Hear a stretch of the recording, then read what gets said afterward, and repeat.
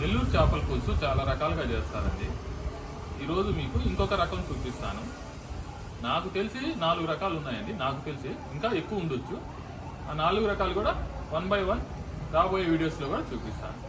పదండి ఈరోజు ఇంకో వెరైటీ చూద్దాం. ఈరోజు అండి చేపల పులుసు చేస్తున్నాం. కొరమేను చేప కేజీ చేపకండి.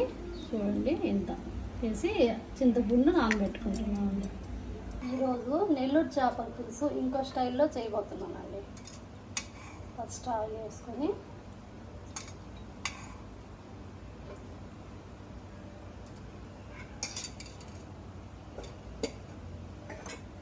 ఇది కొరమేను చేప అండి. కొరమేను చేప కేజీ చేప ఇది. దీంట్లోకి సన్నంగా ఎర్రగడ్డలు కట్ చేసి పెట్టుకున్నాను, టమాటాలు, కరివేపాకు, చింతపండు నానబెట్టుకున్నానండి. తర్వాత ఇప్పుడు ఆయిల్ వేసుకొని దీంట్లో సన్నంగా కట్ చేసుకున్న ఎర్రగడ్డలు వేసుకోవాలండి.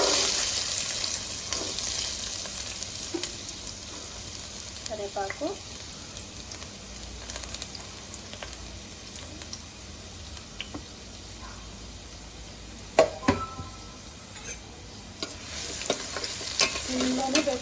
మీడియం ఫ్లేమ్లో పెట్టుకొని వేసుకోవాలండి. దీంట్లో ఆవాలు, మెంతులు అండి. ఇంకా మీడియం ఫ్లేమ్ పెట్టుకోండి.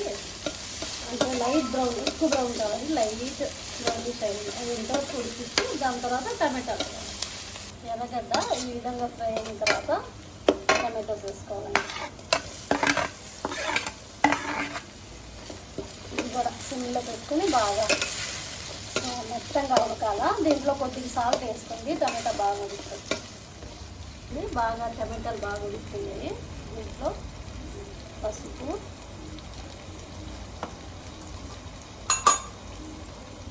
మిరప్పొడి అండి. పెద్ద స్పూన్తో 4 స్పూన్స్ వేయాలండి.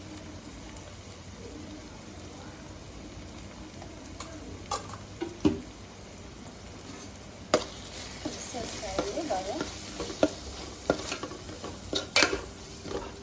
తర్వాత సాల్ట్ వేసుకోవాలండి. బాగా మిక్స్ చేసుకొని ఇప్పుడు ఇది చింతపండు జ్యూస్ ఉంది కదండి, చింతపండు రసం తీసుకొస్తున్నాను.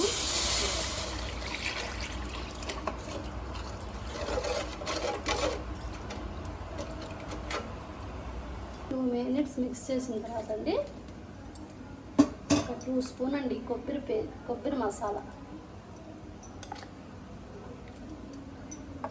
తర్వాత జీలకర్ర మెంతులు పౌడర్ 1 స్పూన్,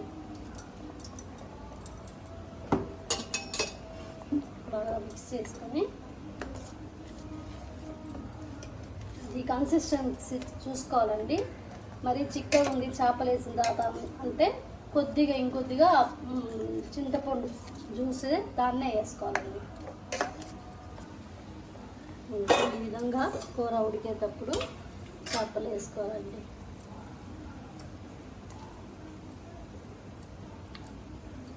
చేప తల వేస్తే రుచి అండి కూరలో.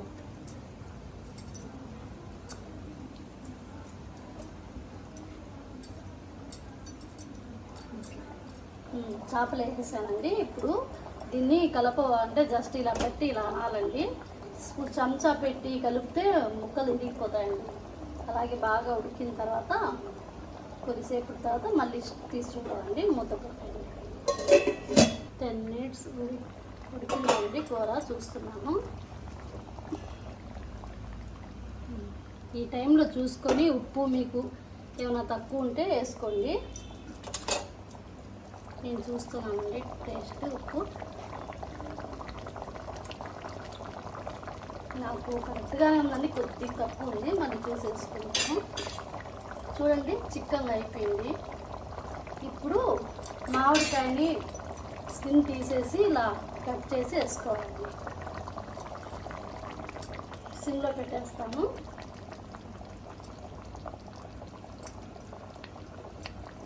స్కిన్ తీసేసాం కాబట్టి తొందరగా మామిడికాయ ఉడికిపోద్దండి.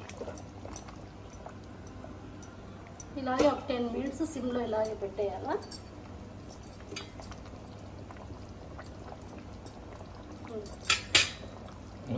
పెట్టేసి 10 మినిట్స్ సిమ్లో పెట్టేయండి. మామిడికాయ కూడా బాగా ఉడికిపోతే మూత పెడుతున్నాను. పెట్టేసి 10 నిమిషాలు ఉడికిపోయిందండి. ఆయిల్ ఇలా చూడండి, నూనె బాగా వచ్చింది. కావాలంటే ఇంకొద్దిగా నూనె వేసుకోవచ్చండి, నేను కొద్దిగా తక్కువ వేసాను. దాని తర్వాత కొత్తిమీర చల్లుకుని స్టవ్ ఆపేయాలండి, అంతే. మూత పెట్టి స్టవ్ ఆపుకోవాలి. ఇంకో చిన్న మాట అండి, దీంట్లో పచ్చి మామిడికాయ వేసాం కదా, అది బాగా పచ్చిగా పుల్లగా ఉంటేనే వేయండి, లేదంటే వేయబాగండి. ఎందుకంటే పుల్లంగా లేకపోతే వేస్తే కూర అంతా పాడైపోతుంది, బాగుండదు. చూడండి ఇప్పుడు బాగా నూనె కూడా బాగా తేలింది.